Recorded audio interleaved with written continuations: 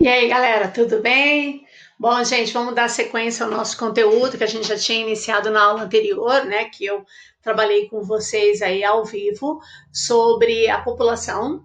Então, nós vimos características gerais, conceitos demográficos, nós vimos também o crescimento da população brasileira, tá? Agora, o que nós vamos estar trabalhando aqui, né, nesses slides complementando? Depois a gente vai ter outras aulas complementando também. Nós vamos estar trabalhando, pessoal, a estrutura da população brasileira. Então a gente vai estar vendo quem é essa população, quem nós somos em relação à idade, em relação a gênero, em relação à cor da pele. Tá? E depois nós vamos classificar a população também com população ativa, ok? Então vamos lá, pessoal. Então vamos começar aqui. Vou diminuir. Então vamos lá, gente. Bom, então estrutura da população brasileira, tá? Sequência do conteúdo que a gente tinha trabalhado, já começado a trabalhar na última aula, tá? E aí, nesse primeiro slide, eu vou dar só relembrando, né, o que nós comentamos na última aula, tá? Para você acompanhar aqui melhor, tá? Então, é o seguinte, nós vimos, pessoal, que o crescimento da população, a gente pode ter o crescimento de duas maneiras. Ou a população ela cresce naturalmente, que é o chamado crescimento natural ou vegetativo, que é o que a gente vai estar falando aqui hoje, ou também ela pode crescer e ela cresce pela taxa de migrações, que seria a diferença da quantidade de pessoas que está entrando no país pela quantidade de pessoas que está saindo. Então, quando você vai falar a quantidade total de pessoas no país, a gente considera não só o crescimento natural, como também a gente considera a taxa de migrações. Nós aqui vamos focar no crescimento natural, tá? E esse crescimento natural, que a gente chama de crescimento natural ou vegetativo, a gente poderia classificar o crescimento da população mundial, de qualquer lugar, inclusive do Brasil, em três fases, tá? A primeira fase, pessoal, que seria quando? Então, primeiro, ó, vocês estão vendo que essa linha aqui, ó, que está no lilazinho, né, ou no roxinho, é a taxa de natalidade, e essa taxinha, essa linha aqui, ó, que está no verdinho, é a taxa de mortalidade. E essa parte rosa aqui, ó, é a diferença entre a natalidade e a mortalidade. Então, o crescimento natural vegetativo é a diferença da taxa de natalidade menos a taxa de mortalidade. Então, como que era esse fato acontecendo no primeiro período, na primeira fase? Então, você tinha uma natalidade que ela era considerada bastante alta, aqui, ó, na pré-transição, certo? Nascia muita gente, mas em compensação morria muita gente. Então, o que acontecia? O crescimento vegetativo, ele era baixo. Então, não adiantava você ter um monte de filho se muita gente morria. Então, o crescimento era baixo. Aí, o que aconteceu? A taxa de natalidade permaneceu elevada nessa primeira fase, porém, o que aconteceu com a taxa de mortalidade? Ela teve uma grande queda. Como nós vimos, né, na última aula, isso aconteceu no Brasil pós-década de 40, né? 40, 50 até a década de 70, tá? Que as pessoas continuavam tendo bastante filhos, mas diminuiu sensivelmente a taxa de mortalidade devido a todo o avanço médico, avanço sanitário. Então as pessoas começaram a viver mais. Consequentemente, a mortalidade caiu. Então, se a natalidade continua alta e a mortalidade caiu, olha como o crescimento cresceu. Olha a largura do crescimento natural. Tá? Então, esse período foi o período que nós vimos na última aula, que é conhecido como explosão demográfica, certo? Quando a natalidade é alta e a mortalidade despenca. Aí a segunda fase, né, que vários países, né, já estão nela ou saíram dela, no Brasil essa segunda fase ela começa pós década de 70, tá? Quando a mortalidade continua em queda, certo? Mas aí o que acontece aqui, pessoal? A partir do momento aqui, ó, pós década de 70, a população vai simplesmente despencar em relação à taxa de natalidade. Então, a natalidade no Brasil vai cair devido justamente ao quê? A maior informação, as pessoas vivendo na cidade, a mulher no mercado de trabalho, acesso aos métodos contraceptivos, né? Todas as formas que vão fazer com que a mulher brasileira passe a ter menos filhos, certo? Então, se está morrendo menos, mas se a natalidade despencou, o que aconteceu com o crescimento? Caiu. tá? E a terceira fase, né, que seria no momento que nós estamos vivendo, perceba que a mortalidade ela continua baixa, mas ela dá uma estabilidade, uma estabilizada, quer dizer, não está morrendo mais, assim, não está aumentando, mas ela está baixa, mas deu uma certa estabilizada. E a natalidade caiu até que ela se torna mais estável e vai caindo gradativamente. O que seria essa terceira fase? É quando a natalidade é baixa e a mortalidade também é baixa. Então, o crescimento vai ser muito mais baixo do que era na segunda fase, tá?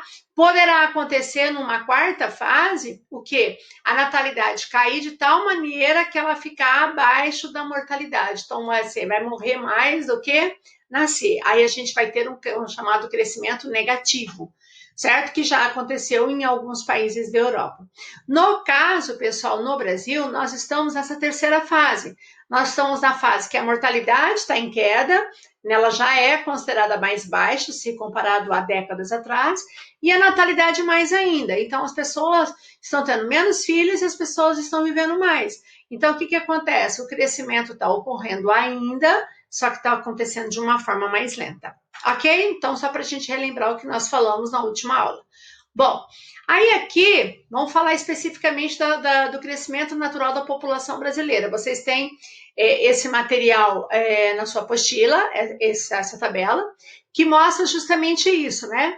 A taxa aqui, ó, de natalidade, como ela era desde aqui, ó, de 1950 e ela vai até 2020, aqui esse gráfico ele coloca como estimativa na época, tá? E a linha de baixo seria a taxa de mortalidade. E essa diferença em amarelinho seria o crescimento vegetativo, tá?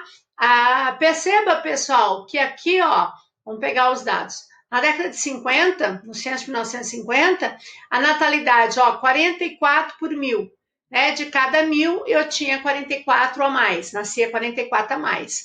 Né? Mas, ao mesmo tempo que eu tinha 44,4 por mil, né, em natalidade, eu tinha 20,9 por mil. Quer dizer, nascia num grupo de 1.000, nascia 44 pessoas, mas nesse mesmo grupo de 1.000 morria quase 21 pessoas. Né? Então, nesse período, o crescimento era considerado até alto, né? Nós estamos na década de 50, porque a mortalidade já tinha tido uma queda, certo? Só que aí o que vai acontecer pós década de 50 até os anos 70, como nós vimos na última aula? A natalidade continua alta, ela tem uma ligeira queda, mas muito pequena, até os anos 60, e dos anos 60 e 70 dá uma quedinha um pouco maior, certo? Porém, a mortalidade, ela só teve queda. Então, o que aconteceu? O período de crescimento vegetativo foi maior. Então, esse período aqui é o período da chamada explosão demográfica. Perceba que em 1950 a taxa de crescimento foi 2,35%. Né? E aqui, ó, em 60, 2,9%. Aí você fala assim, nossa, Silvia, mas diminuiu o número de filhos, mas o crescimento vegetativo foi maior? Foi porque a mortalidade também foi menor. Toda vez que você falar em crescimento vegetativo, você tem que analisar a natalidade e a mortalidade. Tá? O que a gente observa? Que a partir dos anos 70, a mortalidade continua em queda, só que ela vai reduzir de uma forma mais leve, né? Uma forma mais gradativa, não tão rápida como aconteceu há 20 anos antes, né? Mas a natalidade vai despencar aí agora, ó, certo? E aí o que vai acontecer? Tá? Com isso também, ó, o crescimento vegetativo vai cair. Olha só, depois de 1980, o crescimento já ficou abaixo de 2, tá? 1,66, 2000, 1,33, tá? 2010, 1,5 e assim por diante. Então, qual é a tendência que nós vimos? A natalidade, a tendência é cada vez cair, e no caso, a taxa de mortalidade é continuar a ficar baixa. Aqui ela teve uma estimativa de uma ligeira alta, isso aqui é estimativa, tá? Então, o que acontece? O crescimento da população, ele está bem mais lento, bem mais reduzido do que ele foi há 30, 40, 50 anos atrás, certo? E isso vai gerar uma série de consequências na estrutura da população, principalmente em relação à idade. Tá? Então, o que nós vamos ver aqui? Ó? Nós vamos ver aqui, pessoal, nesse quadro aqui, nesse gráfico aqui, que foi divulgado pelo IBGE, que mostra o seguinte: crescimento natural da população, a projeção da população conforme o IBGE. Segundo o IBGE, em 2000, nós tínhamos cerca de 173 milhões de habitantes, tá? 2010, no censo 2010, 195 milhões de habitantes. E aí vocês sabem que os grandes censos, eles são feitos a cada 10 anos. Então, o grande censo era para acontecer esse ano, 2020. Porém, por causa dessas questões do Covid, o IBGE adiou e o grande censo 2020 vai acontecer o ano que vem, 2021. Então, a gente vai ter os dados mais fechados, mais reais realmente, no final de 2021 para 2022, que a gente vai ter essa análise geral da população, porque ela é feita a cada década. Né? Então, nesse intervalo, a gente tem algumas atualizações. Então, em 2013, entre 2010 e 2020, 2013, tá? A gente tinha 201 milhões de habitantes e 2020 a estimativa era de 212, tá? Hoje nós estamos na faixa de 211 milhões de habitantes. Então, o IBGE não está fora desse percentual que foi colocado em 2020, tá? Qual é a estimativa, pessoal? Perceba que aqui ele grifou como 2013. Ah, Celilza, mas você está usando um dado de 7 anos atrás. Sim, porque na verdade o grande censo ele aconteceria só esse ano. Então, isso aqui são pequenos dados que o IBGE vai atualizando. Então, apesar de ser de 7 anos atrás, ele retrata muito bem a realidade até então. Tá? Então, são estimativas, né, daqui para cá. Então, dá para a gente analisar. Ok? Então, 2020, a gente não tem exatamente 212 milhões.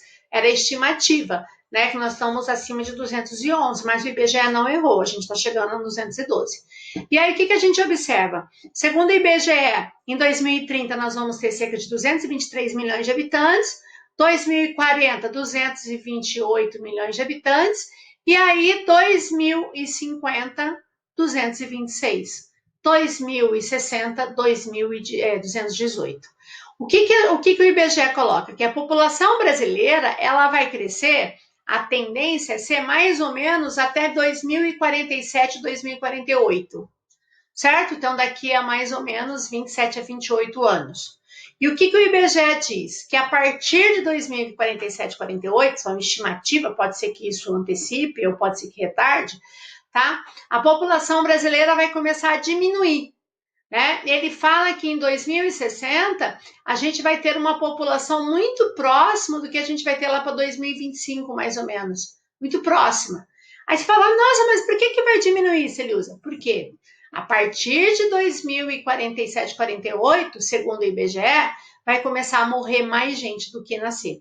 Não que a gente vai estar vivendo mal, morrendo bastante, mas é que nós vamos ter uma população tão mais envelhecida e tão pouca gente nascendo que proporcionalmente vai morrer mais do que nascer. Então, a população brasileira, de vez crescer, provavelmente daqui a 20 a 30 anos, a nossa população começa a diminuir. Ok? Bom, aí tá aqui, ó, nesse quadro, por isso que eu usei esse aqui, que ele mostra muito bem isso, pessoal, ó. A taxa de fecundidade, né, que nós já vimos, que é a média de quantos filhos a mulher vai ter na sua vida fértil, e a esperança de vida ao nascer. Em média, quantos anos uma pessoa tem de vida ao nascer, que é a esperança de vida ou a expectativa de vida. Então, o que a gente observa em relação à fecundidade? Ó, 2000 era 2,39, 2000 até que não era uma fecundidade ruim, porque o ideal é em torno de 2 a 2,2, estatisticamente falando. Então, a gente estava até um pouquinho acima da média. Então, há 20 anos atrás, não era tão terrível essa questão de ter poucos filhos. Aí, 10 anos depois, ó, caiu para baixo de 2, já começou a virar problema. Porque o ideal é ter, no mínimo, 2, como nós já falamos. Né? Você repor o pai e a mãe, um casal ter 2 filhos. Certo? Porque 3 é muito, 1 é pouco, o 2 é o ideal. Ok? Só que em 2010 já caiu, ó, 1,87. Aí 2013, 1,77. Gente, o que a gente observa? A tendência é só cair, só está caindo aqui, ó, o número de filhos, certo? E ao mesmo tempo, o que aconteceu com a expectativa de vida? Cresceu. Então, antes eu tinha 2,3, quase 2,4 filhos por mulher, e a população brasileira vivia menos de 70 anos. Aí caiu para 1,87, a população já começou a viver quase 74 anos. Essa é a média entre homens e mulheres, né? Como eu já falei para vocês, as mulheres vivem mais do que o homem, tá? Aí em 2013 a média estava 74,8. O que a gente está observando, pessoal? Que conforme eu vou passando as décadas, qual é a tendência, pessoal? o brasileiro viver mais. Então, se você pegar em 2040, olha lá, 1,50 fecundidade, né? E o brasileiro vai ter em média quase 80 anos. Então, você vai ter poucas crianças nascendo, mas você vai ter bastante idoso, ok? Bom, então isso mostra como a redução da taxa de fecundidade, cada vez ela é maior, né? E o aumento da expectativa de vida, que por um lado é muito bom, quer dizer que a gente vai viver mais, é porque a gente está vivendo um pouco melhor, tá? Também vai gerar problemas, ok? E isso vai interferir diretamente no envelhecimento da população. Então, o que a gente observa aqui? Ó, isso aqui vocês também, esses dois gráficos vocês têm na sua apostila, tá? Então, olha só, uma estimativa, né? Aqui, ó, no caso, essa cor aqui, ó, seria um de mulheres. Perceba que as mulheres em 2000 viviam em média 73,9 anos, quase 74, e o homem, né, 66 anos, certo? Aí, ó, 2013, a mulher 78,5 e o homem 71. Aí aqui vai ser a média de idade, certo? E aí, 2060, a estimativa é que a mulher brasileira vive mais de 84 anos e o homem 78. Então, quer dizer, a estimativa do homem viver 78 anos em 2060 é praticamente a estimativa que a mulher tinha no Brasil em 2013. Aí você começa a ver como que o homem morre muito mais cedo do que a mulher. Tá? Mas independente dessa diferença, né, aqui que vai dar uma média de 6 anos, que é a média que uma mulher vive mais do que o homem, olha só, o que a gente só observou? Você perceba que os três só cresceu, uma média.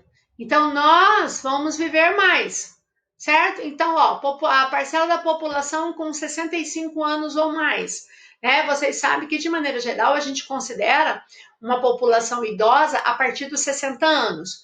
Mas se eu levo em consideração a população ativa, né? Ela é considerada ativa até os 64 anos. Inativa, ela é considerada a partir dos 65 anos. Por isso que aqui se coloca como 65, tá? Cuidado com essas datas, tá? Essas idades, perdão. Se vocês pegarem, por exemplo, os geriatras falam que quem tem acima de 50 anos, pois é, eu, por exemplo, senhor, eles já consideram terceira idade, né? Aí você fala, ué, mas não é 60 anos? 60 anos é considerado pelo IBGE como idoso, tá? Até mesmo pelo Estatuto do Idoso. Mas dependendo do dado que você estiver analisando, ele pode ser de idades diferentes. Então tem que ter muito cuidado com isso, tá? Então aqui ele considerou 65 anos. O que a gente observa? Ó, 2012 eu tinha 8,8% da população brasileira com mais de 65 anos. 2018 pulou para 10,5%. 10,5%, olha só. 2034 vai pular para 15%, 2046 para 20% e 2060 para 25%. Gente, um quarto da população brasileira daqui a 40 anos terá acima de 65 anos. Você tem noção disso? Certo? Daqui a 40 anos, lógico que provavelmente você pode ter 40 anos, se estiver na faixa. Vocês poderiam estar chegando nessa idade, mas talvez 65, muitos talvez não. Não sei se eu estarei viva até lá, meu senhor, daqui a 40 anos. Meu pai, será que estarei viva 94 anos? Nossa, se Deus quiser. Mas, pensa, daqui a 40 anos, você está lá com a faixa dos seus 20 anos, você vai estar com 60 anos. Mas você tem 25 em média, daqui a 40 anos, ó, você está nesse grupo aqui, galera, ó, 25%. Parou para pensar? Deu até um arrepio, né? Meu senhor. Pois é, e passa rápido, hein, galera? Muito rápido. Pois bem, como a gente está envelhecendo, né? E eu estou explicando isso, e ao mesmo tempo a gente está tendo menos filhos, quais são as consequências, né, para a população? Então, primeiro que você aumenta os gastos com saúde e aposentadoria. Por quê? Porque você vai ter, vocês que querem na área de medicina principalmente, né? Um grande mercado aí que vai estar abrindo, que já na verdade já abriu as portas, em relação ao atendimento ao idoso, né? Então vocês pensem em todos os projetos, todos os programas, campanhas de vacinação, uma série de coisas que são muito voltadas para os idosos, até mesmo em relação a um nicho de mercado que muita gente não explorava, né? Como no turismo, como na parte de lazer, né? Então pense nisso, nós vamos ter daqui a 40 anos, pelo menos 25% da população brasileira com mais de 65 anos. E esse brasileiro vai estar vivendo, em média, 81 anos, certo? Se for a mulherada, ó, vai ter pelo menos 20 anos a mais aí, ó, em média, certo? Então quer dizer que elas vão estar extremamente ativas, 65, 70 anos, as pessoas vão estar muito inteirona. Se já estão hoje, imagina daqui a 40 anos. Então a gente começa, com certeza, a ter alguns gastos. Essa questão da aposentadoria, isso aqui é muito sério, a gente vai falar isso depois, tá? Mas em relação à aposentadoria, aí você começa a entender, apesar de ter mexido com a vida de muita gente, a gente começa a entender por que a necessidade de ter ocorrido a reforma da Previdência, que não foi perfeita, mas ela é necessária sim, tá? Porque a gente imagina se você aposentar cedo, se daqui a 40 anos, 25% da população brasileira tiver mais de 65 anos. Imagina se o cara começar a se aposentar com 40, 50 anos. Quantos anos você vai pagar de previdência? Entendeu? Então, quer dizer, é um rombo, né, para essa questão. Tem os outros problemas, né, da previdência que a gente vai falar depois. Também a gente vai ter um maior percentual de pessoas fora da idade de trabalhar, ou seja, 25% da população daqui a 40 anos não vai ser mais ativa, provavelmente ela vai ser inativa, certo? E, portanto, dependente. Ela vai depender de alguém, tá? Pense, tá? Eu, com certeza, vou estar dependendo de alguém, se eu estiver viva, se Deus quiser. Não sei. Você, se tiver com seus 65 anos, tomara que você não seja dependente, mas imagine, de repente, os seus pais, se estiverem vivos, totalmente dependentes, talvez, de você, ok? Então, homem, também é quando é dependente. E a longo prazo, você tem que pensar que você está aqui, mas daqui a 40 anos, a gente fala, tem muito tempo, não tem não, é assim, ó, rapidinho passa. Tá? A longo prazo, a gente vai ter uma redução da população. Por quê? Porque você vai diminuir a quantidade de pessoas em idade reprodutiva, certo? Então, 25% da população brasileira, ó, filho, esquece, certo? Talvez, se você for um homem bem ativo, né? Quem sabe, né? Mas você, mulher, esquece filho.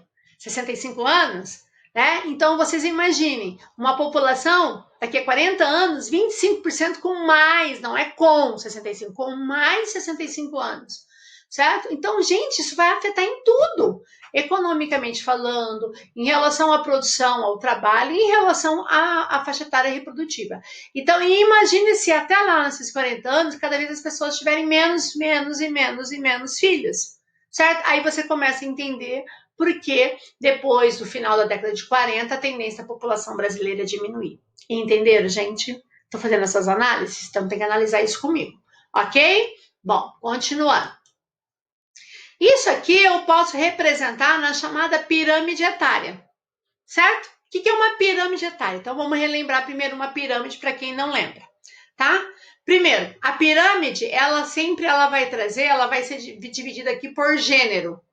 Tá? Hoje a gente fala mais gênero, né? Mas não estaria errado se estiver falando sexo. Hoje as coisas mais atuais se coloca como gênero, mas seria também sexo, homens e mulheres, certo? Então, do lado direito da sua pirâmide sempre são as mulheres e do lado esquerdo sempre são os homens. E aí vocês reparem aqui, ó, que tem a faixa de idade, ó, de 0 a 1, né? Recém-nasceu. Aí de 1 a 4, de 5 a 9, de 10 a 14. Por que ele coloca de 4 em 4? Porque a população brasileira você pode classificar como jovem, adulta e idosa, tá? Quando eu analiso pirâmide etária, como é que eu vou analisar? Quem seria a população adulta? Jovem, perdão. Quem seria o jovem? Seria quem tem de 0, que nasceu, até 24 anos, até aqui, ó, certo? De 0 a 24 não, perdão, tô falando besteira. De 0, tô querendo ocupar, né? É de 0 a 19 anos. Você ficou até feliz, né? Você falou, eu sou jovem. Não é não. De 0 a 19 anos, perdão, tá? Para a faixa etária de pirâmide etária, de 0 a 19. Significa que essas faixas de 19 para baixo, eu tô representando aqui quem? Os jovens. Aí, quem é o adulto? Quem tem de 20 e vai até 59 anos. Então, aqui de 59 até 20, toda essa parte que eu chamo de corpo da pirâmide seria a população adulta. E acima dos 60 anos para cima, que seria o topo ou ápice da pirâmide, seria a população idosa. Então, eu classifico assim, ó, base da pirâmide é jovem, o corpo da pirâmide é o adulto e o topo da pirâmide é o idoso. Gente, você não precisa ter nada escrito na pirâmide, só de você olhar a forma, você já deduz uma série de características. Então, olha só, olha a pirâmide brasileira. Essa é a pirâmide brasileira em 2013, essa é a estimativa para 2040 e essa para 2060. Primeiro que quando você fala em pirâmide, automaticamente você lembra de uma forma triangular, certo? Mas dá uma olhada que a pirâmide brasileira agora, né, dessa última década, ela já perdeu a forma triangular. Gente, dica, quanto mais triangular for uma pirâmide, guarda.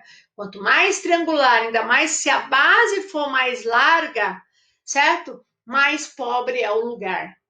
Ok? Por quê? Porque se a base ela é larga, quer dizer que a taxa de natalidade ela vai ser alta. E país que tem natalidade alta é um indicador de uma região mais pobre, ok? Agora, se você tem aqui, como no caso aqui, ó, a base da pirâmide estreitou, tá vendo que ela diminuiu? O que que isso significa? Significa que a cada década as pessoas estão tendo menos filhos. Então, por exemplo, essa aqui está mais larga, ó, essa aqui tem de 5 a 9 anos. Então, quer dizer que em média, de 10 a 15 anos atrás, isso aqui era aqui embaixo. Estou falando de 10 a 15 porque eu estou pensando já, acrescentando um tempo aqui, tá? Então, se você pensar 10, 15 anos atrás, nascia muito mais do que estava nascendo nos últimos anos, ok? Então, o que acontece? Ah, se você tem na faixa de 20 a 24, você está nessa faixa da pirâmide. Um dia, 20, 24 anos, isso aqui era a base, certo? Aí você vai passando as faixas etárias, você vai pulando. Eu já estou aqui em cima, ó, estou aqui, ó, nessa parte aqui, ó, de 50 a 54, estou aqui, ó, bem aqui em cima, certo? Um dia eu fui lá embaixo. Então, o que a gente observa, pessoal? A gente observa o seguinte, que a base da pirâmide estreitou, quer dizer que a natalidade está diminuindo, certo? Se o ápice da pirâmide foi estreito, quer dizer que eu não tenho muito idoso, isso. Conforme o ápice da pirâmide vai ficando mais largo, olha só, mais largo quer dizer que eu vou ter mais idoso, ok? Então, o que a gente observa? Ah, e detalhe, se eu quiser saber o que predomina no Brasil ou em qualquer outro país, se é jovem, se é adulto ou se é idoso. Não esqueça que jovem é até 19 anos para a pirâmide etária. O adulto é de 20 a 59 e o idoso acima de 60. Então é só você olhar a pirâmide. Aqui, como o corpo da pirâmide é mais largo, então a maior parte da população brasileira é adulta. Se eu tivesse uma pirâmide com formato bem triangular e a base fosse bem larga, com certeza predominava jovem, como um dia foi a pirâmide brasileira até os anos 70.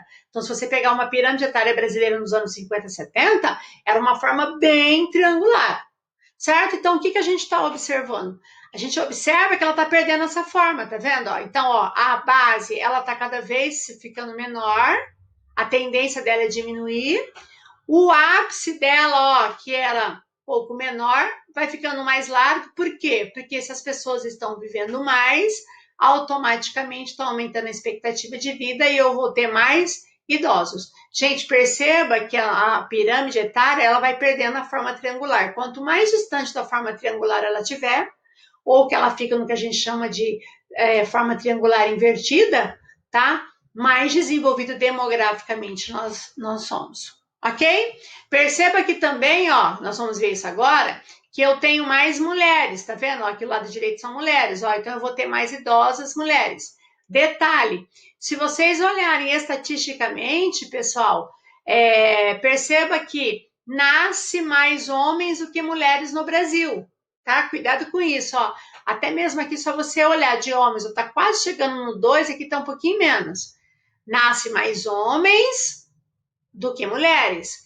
Aí, estatisticamente, foi comprovado que até mais ou menos aqui, ó, nessa faixa de 25 anos, nós temos mais, é só você olhar na faixa de 25 anos, olha, tá bem mais largo aqui, ó, em relação ao 8, tá? Se você descer reto aqui, ó, tá? Do que em relação a 25 anos em relação a mulheres.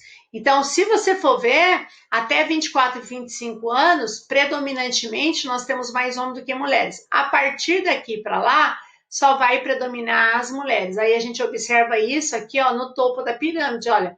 Olha como você tem mais mulheres nessa faixa etária. Olha como nós teremos no futuro, porque a mulher vive mais. Entenderam? Então, o que você não pode esquecer da pirâmide etária? A pirâmide, a base sempre é o jovem, o corpo da pirâmide sempre é o adulto e o ápice da pirâmide sempre é o idoso. Ok? Se a base estreitou, quer dizer que a natalidade caiu. Se o corpo é largo, quer dizer que predomina a população adulta. E se o ápice é estreito, eu tenho poucos idosos. O ápice está mais largo, eu tenho mais idosos. Ok, gente? Entenderam?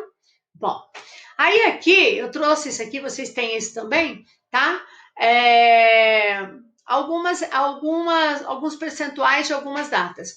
Peço desculpa de não ter trazido uma coisa um pouquinho mais atual, eu procurei muito, tá, gente? Mas com essa questão do Covid, tinha que atualizar muitos dados e tal, eu não consegui a tempo encontrar um dado um pouquinho mais atual para a gente estar usando na apostila, tá? Então, peço perdão, porque, gente, para atualizar esses dados, vocês não têm noção. E que muitas vezes o IBGE não libera tudo, né? É o IBGE que libera esses dados, tá? Então, eu atualizei dentro do possível, tá bom, gente? Então, peço desculpa a vocês, né? Porque foi tão tumultuado, né? A gente está tendo que mudar toda a forma de dar aula e atualizar a apostila, mandar para vocês a tempo. Então, quer dizer, desculpa, tá? Mas ela não está errada e dá para a gente estar usando aí os dados. Então, olha só, estrutura etária da população por jovem, adulto e idoso. Então, esse jovem seria até 19 anos, o adulto de 20 a 59 e o idoso acima de 60. Perceba que até 1991, tá? Nós tínhamos, olha só, muito próximo jovens e adultos. Detalhe, se eu pegar o censo de 1980, a maior parte da população brasileira era de jovens, no censo de 80. Aí no censo de 1990, mudou, passou a ser adulto. Aí todo mundo falou, gente, deve ter alguma coisa errada, porque sempre foi jovem, como que a maioria é adulto? Uma diferença muito pequena, tá vendo? 46,6, 46,7. Porém, o adulto passou a ser predominantemente a população etária do Brasil. Ora, por que houve inversão? Então, você tem que lembrar da aula passada que no Brasil a taxa de natalidade começou a ter uma grande queda após a década de 70.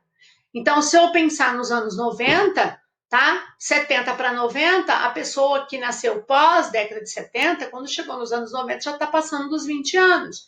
Então, ele já não é mais população jovem e adulta. Então, como a natalidade caiu pós década de 70, automaticamente vai diminuir o número de jovens, certo? E automaticamente aumenta o número de adultos. O que a gente observa? Que o jovem só caiu e o adulto só subiu, ó, 46, 46, quase igual. Aí, 2002, tá, uma década depois, caiu para 38% da população de jovens, mas 52, mais de 50% da população. Aí, olha só, 2010, o último censo, 32,9% da população brasileira tinha até 19 anos e pulou para 56,3%. Perceba que nesse período também, ó, a gente estava tendo um crescimento de população idosa, certo? E aí, o que a gente observa? Que os jovens de 32 para 2014, ele caiu para 31%, ou seja, diminuiu, as pessoas tiveram menos filhos ainda, e o número de adultos reduziu. Aí você fala assim, nossa, mas por que reduziu o número de adultos? Por que será, gente? Pensa, pai, isso aqui diminuiu o número de jovens, aqui deveria aumentar o número de adultos, aí é que tá. Por que não aumentou, diminuiu? Por quê? Por quê? Por quê? Por quê? Olha só, porque muitos que eram adultos aqui, 4 anos depois, pularam para a população idosa. Então, aqui, ó, ainda é o predominante, a maior parte da população brasileira é adulta, nós estamos no melhor momento econômico do Brasil, porque a maior parte é adulta e a maior parte da população brasileira é ativa, é o que nós chamamos de bônus demográfico ou janela demográfica, tá? A gente vai estar falando isso em população ativa, mas em compensação, olha só como aumentou, gente, ó, de 91 para 2014, 6,5% pulou para 12,6%. Certo? Olha como está aumentando. Então, a tendência é jovem só cair, devido à queda da fecundidade. Adulto, ainda a tendência é ser a maioria, mas é uma tendência esse número de adultos começar a cair. Vamos ver esse novo censo agora, o ano que vem, certo? E a tendência é esse aqui, ser a maioria ainda, mas a tendência é ter uma ligeira queda, porque aqui vai aumentar. Ok, gente? Bom, e aí, pessoal, né, em relação, então, isso aí a gente completa a questão de faixa etária. E agora vamos em relação a gênero, né? Como eu falei para vocês, a gente pode ver aqui como gênero ou sexo, tá? Eu não me lembro se na tua apostila tá gênero ou sexo. Eu acho que eu acabei esquecendo de trocar gênero e ficou sexo. Mas, na verdade, assim, hoje a gente usa mais, né, vamos dizer assim, de forma, uma expressão mais correta, é você usar gênero, tá? Por enquanto, no último censo, o IBGE não perguntava qual era o seu gênero. No último censo, ele perguntava o teu sexo. Se você era masculino, quantos homens e quantas mulheres tinham na tua casa, certo? O que eles perguntaram no último censo 2010, se existia alguma relação homofetiva muitas vezes na tua casa, tá? Mas agora, eu não sei como que vai ser exatamente as perguntas para o ano que vem, né? Porque estava sendo feito, né? E agora deu tudo uma parada, mas é muito provável que no próximo censo pergunte não sexo, mas gênero, tá? Então, olha só, entre masculino e feminino, gente, perceba, ó, eu coloquei 2000, foi o censo 2000, 2010, aí não vai ter o 2020, né, como eu falei, tá? Então, eu coloquei 2014, foi no mesmo período daqui, esses dados. Perceba, pessoal, que o número de homens só caiu, e houve um aumento de mulheres. É lógico que as mulheres, desde muito tempo, as mulheres predominam, certo? Mas o que acontece? Ainda a taxa de mortalidade masculina, ela é muito maior que a taxa de mortalidade feminina. Então, apesar de nascer mais homens, nós temos mais mulheres no Brasil. Por quê? Porque o homem morre mais cedo. Tá? Ora, quais são as causas? Por que o homem morre mais cedo, né, no Brasil? Aí, cada lugar tem uma causa, uma justificativa diferente. No Brasil, você imagina o porquê que o homem morre mais cedo? Pensa comigo. Cuida menos da saúde, certo? Ainda bebe e fuma mais do que a mulher.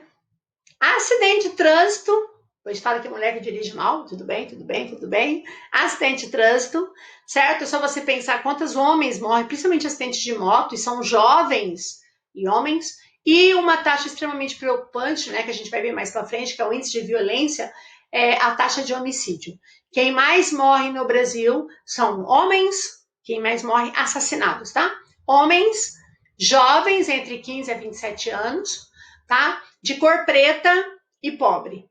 E aí o que acontece? Como o homem tem uma estatística de mortalidade muito mais alta, a tendência é lógica predominar mulheres. Então a maior parte da população brasileira, ela é do gênero feminino. Ok? Muito bem. Aí aqui vem a estrutura da população por cor. Então eu vou trabalhar essa parte aqui e aí depois a gente continua na outra estrutura da população, tá? Bom, quando eu analiso por cor, eu estou falando de cor da pele. Cor da pele. Então, ou você é branca, ou você é parda, ou você é preta, ou você é amarelo, ou você é indígena. Certo? Então, quando você fala população branca, pessoal, basicamente eu estou considerando o quê? Que você tem uma descendência materna e paterna de brancos, de maneira geral, europeus. Certo? Se você é considerado uma população parda, o que seria o pardo? O pardo seria aquela pessoa que tem qualquer mistura. Ou ele vai ter uma mistura do branco com o índio, ou do branco com o negro, tá? Ou com o preto, ok? Que a gente é com cor, né? A gente fala preto e não negro, ok? Vocês sabem, tem que ter muito cuidado nessa questão de cota, principalmente se você for concorrer por cota, porque tem universidades que levam em consideração a cota racial e a cota social, tem outras universidades que só levam em consideração a cota social, certo? Mas algumas, ela levam muito em consideração a cota racial. Então, tem que ter muito cuidado essa questão de você se autoclassificar. Porque a gente já viu várias vezes, o ano passado principalmente, que muita gente passou na universidade por cota racial, se colocando, né, se autoclassificando como pardo ou como preta, e que foi reprovado, porque você passa por uma banca. Então, tem dúvida, não tenha características, olhe bem, tá? Porque muitas vezes você pode perder a tua vaga porque você sai do processo de seleção, certo? Então, o pardo, pessoal, basicamente é aquele que vai ter uma mistura do branco ou com o indígena, tá? Então, se você tem alguém de origem indígena, você é pardo. Cuidado, que muita gente fala, aqui no estado, o pessoal fala assim, porque, sei lá, minha mãe, meu avô, sei lá, é paraguaio. E aí todo mundo acha que todo paraguaio é indígena. Não, tem paraguaio que é descendente espanhol. Não tem nada de indígena, não é porque paraguaio é indígena. É, grande parte da população paraguaia é descendência indígena, mas não são todos. Ok? Então, cuidado com isso, tá? E aí eles levam muito em consideração, vocês sabem, por isso que eu peço para vocês, se vocês de repente forem concorrer por cota racial, olhem as suas características, né? E geralmente eles olham, né? Largura do nariz, formato da boca, né? No caso, a espessura dos lábios. Eles pedem para ver a sua mão, tá? Eles pedem para você colocar, geralmente assim, expondo algumas partes que pode ser visível. Cabelo hoje virou uma coisa muito relativa, né? Porque você pode ter um cabelo cacheado e, de repente, pela química, você tem um cabelo liso, né? Mas algumas características, tá, gente? Então, cuidado se você vai concorrer em relação a essa questão de cor da pele, tá? Mas voltando. Então, o pardo seria aquele que seria um mestiço. O preto não é nada de preconceito falar preto, preste atenção, estou falando de cor da pele, é cor preta, não é negro, não é escurinho, não é queimadinho de sol, tá? Ai, não é moreninho, escuro, ai, a pessoa é morena, não é morena, ela é preta, tá? Existe uma diferença de eu falar assim, você é da cor preta, ou você falar, seu preto, né? Então, gente, essa questão de preconceito, infelizmente, está presente em qualquer lugar. Mas quando eu classifico a população por cor da pele, tá? Eu classifico como cor preta. O amarelo seria os orientais, certo? E o indígena, aquele que tem uma total descendência indígena. O que a gente observa no censo 2000? 2000, olha, 60, detalhe importante, tá? Isso aqui é importante. No censo 2000, basicamente, a maior parte do recenseador, ele deveria te perguntar qual é a sua cor. Só que aí, muitas vezes, vocês sabem que isso é verdade, se o cara perguntasse para você assim, qual é a sua cor da pele? A pessoa fala, como assim, qual é a cor da pele? E isso muitas vezes surge como uma ofensa. Então, muitas vezes o cara estava fazendo ali a pesquisa, ele olhava para você, olhava pela tua cor e ele te classificava.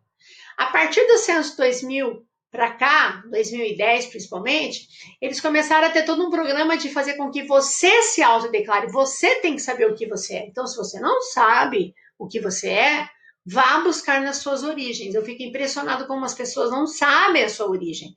Então, vá buscar a sua origem, ok? Então, a partir de 2010, a maior parte da população começou a se autodeclarar. E aí, o que a gente observou? Olha, 61 caiu para 54%, e de pardo de 26 pulou para 38%, e de preta de 11 que ainda caiu para 5,9%. Muita gente classificava como preta, colocava como pardo. Aí o que aconteceu, pessoal? A maior parte, até o censo 2010, a maior parte era branca. Aí, segundo os dados do IBGE, não sou eu que estou passando esse dado, é o IBGE, em 2016, tá? Segundo os dados, vamos ver agora no novo censo, esses dados mais atuais, né? Mas o IBGE coloca que em 2016 para 2017, 44% da população se autodeclarou branca e 46% parda. O que acontece, pessoal? Olha só, hoje a maior parte da população brasileira não é branca. A maior parte da população brasileira ela é parda. Tá? E o número da população que se autoclassifica como preta cresceu sensivelmente.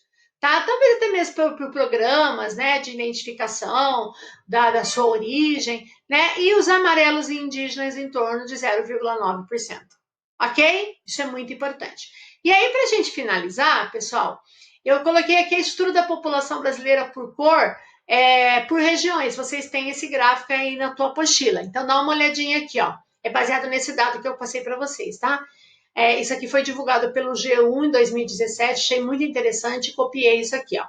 Perceba que no Brasil, a maior parte, o vermelho escuro é parda, né? O mais clarinho é branca, e aí depois o preto e o marronzinho, o cinza, perdão, amarelo é indígena. Então, olha só, 46,7% do Brasil se autoclassifica como parda, e 44% branco, 8,2% preta e 0,9% amarelo indígena. Se eu for analisar por regiões, qual é a maior região em número de brancos? Qual é a região predominantemente branca? Acho que eu nem precisaria perguntar para vocês, né? A região sul. Inclusive, segundo os dados do IBGE, Santa Catarina é o estado mais branco do Brasil. Tá? Ó, 76,8% da população do sul se autodenomina branca, só 18% parda e só 3,8% preta. Aí você fala, cara, mas que horror. Não, gente, você tem que analisar a ocupação. A região sul foi uma região povoada pelo imigrante europeu, principalmente italianos, alemães e eslavos. Certo? A gente vai ver isso na migração. Então, quer dizer, predominantemente o sul vai ser mais branco mesmo. Em Santa Catarina é o grande destaque. Tá? Uma outra região que ainda predomina os brancos é a região sudeste. Olha lá, 52% se autodenomina branca, mas olha só, já pulou para 37% de pardo e 9% de afro. Aí aqui você tem muito forte a população paulista. Grande parte da população paulista é originária de italianos, então você tem um grande número de brancos ainda, né? Não só em São Paulo, Minas, né? Apesar que você vai ter um número muito grande de afro, né, e pardos, porque foi uma região que usou mão de obra escrava, diferente da região sul que não teve esse uso, tá? Ou se usou, não que não teve, desculpa, usou muito pouco, tá? Aí depois, a outra região, aí vocês vão ver que tirando o sul e sudeste, que predominantemente são brancos, até dados de 2006 para 2017, tá? Olha o centro-oeste. O centro-oeste já, ó, 55% da nossa região predominantemente é parda, 37% se declarou branca, certo? No Nordeste, pulou para 64% de parda e no Norte, 72% de parda. Então, a região que a maior parte da população se autoclassificou, denominou parda, é a região Norte, certo? Com destaque para o estado do Pará. E aqui no Nordeste, com destaque para o estado da Bahia. Qual a diferença desses dois pardos? O pardo da região norte é predominantemente o pardo de origem indígena, é a mistura com indígena. E no Nordeste, como teve grande uso de mão de obra escrava, vai ser mais o pardo com mistura com a população afrodescendente. Ok? Entenderam? Então, isso aqui é bastante importante. E é lógico, como eu já falei, eu acho que vocês sabem, cada região vai ter um percentual de cota racial conforme a proporção dessa população local, tá? Então, se eu for concorrer por cota racial, por exemplo, no Sul, a quantidade de vagas vai ser muito menor do que se eu for concorrer, por exemplo, por cota social, por cor preta e parda, por exemplo, no Nordeste brasileiro. Um exemplo. Entenderam, gente? Bom, então aqui a gente finaliza, deixa eu dar um tchau aqui para vocês, tá? Então isso é bastante importante, tá? Presta atenção nessa questão aí da cor da pele, principalmente quando vier a época de inscrição, que você sabe que tudo hoje você tem que se autoclassificar, tá? Se você não sabe, procure a sua origem, né? Mas se, por exemplo, você pode até ser pardo, mas se você não tem características, é melhor muitas vezes você não arriscar, tá? Como exemplo, Celiusa, eu me autodenomino branco, porque tanto na origem materna como paterna, eu tenho uma origem de italianos e espanhóis, então quer dizer, eu acabo sendo branco. Mas se eu tivesse uma origem, por exemplo, a minha filha, ela é considerada parda, porque o meu marido tem uma mistura indígena, certo, da família dele, então ele é pardo, certo? Porém, ela, apesar dela ser parda, se você olhar, ela não tem características de parda, ela tem características de branca. Então, se ela fosse concorrer, por exemplo, a uma cota racial, é quase certo que ela não iria passar, mesmo tendo uma origem, entenderam? Então é uma coisa bastante importante para vocês estarem olhando, tá? Gente, então a gente encerra por aqui, tá? Na próxima aula a gente volta, deixa eu fechar aqui, a gente volta, continuando a parte de estrutura da população, tá? Foi bom estar aqui com vocês, faça os exercícios, tá? Da apostila 2, já estamos na apostila 2 e logo, logo a gente se vê pessoalmente, ao vivo e a cores. Um beijo, gente, tchau!